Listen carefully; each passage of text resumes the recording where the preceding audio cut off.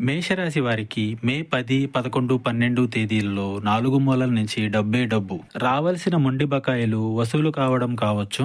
ఆస్తి సంబంధిత వ్యవహారాల్లో మీకు పైచేయి కలగవచ్చు. ఖర్చు అయ్యే చోట మీకు సంపాదన కలుగుతుంది. ఒక ఆదాయ మార్గం ఉన్నవారికి రెండవ ఆదాయ మార్గం కూడా తెరుచుకోబోతుంది. లక్ష్మీదేవి చెప్పి రాదండి, అలాగే వెళ్ళేటప్పుడు కూడా చెప్పి వెళ్ళదు. మీరు ఈ విషయంలో చాలా జాగ్రత్తగా ఉండండి. చంచల మనస్తత్వం కలిగినది లక్ష్మీదేవి, కాబట్టి ధనం వచ్చినప్పుడు వృధా చేయకుండా జాగ్రత్తగా దాచుకోండి. తెలివిగా ఆలోచించి 4 విధాలుగా పెట్టుబడులు పెట్టి ధనం సంపాదించే ఆలోచనను ఆలోచించండి. ఎవరికి ఎటువంటి పనిని అప్పగించవద్దు.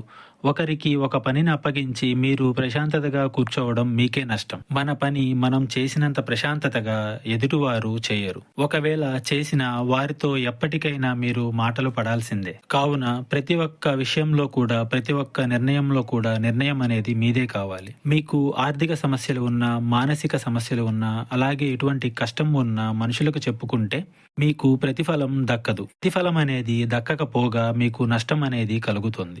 ఈ సమస్యలు పరిష్కరించుకోవాలంటే మా గురువు గారిని ఒకసారి సంప్రదించండి. మూడవ కంటికి తెలియకుండా మీకు పరిష్కారం అనేది అందచేస్తారు.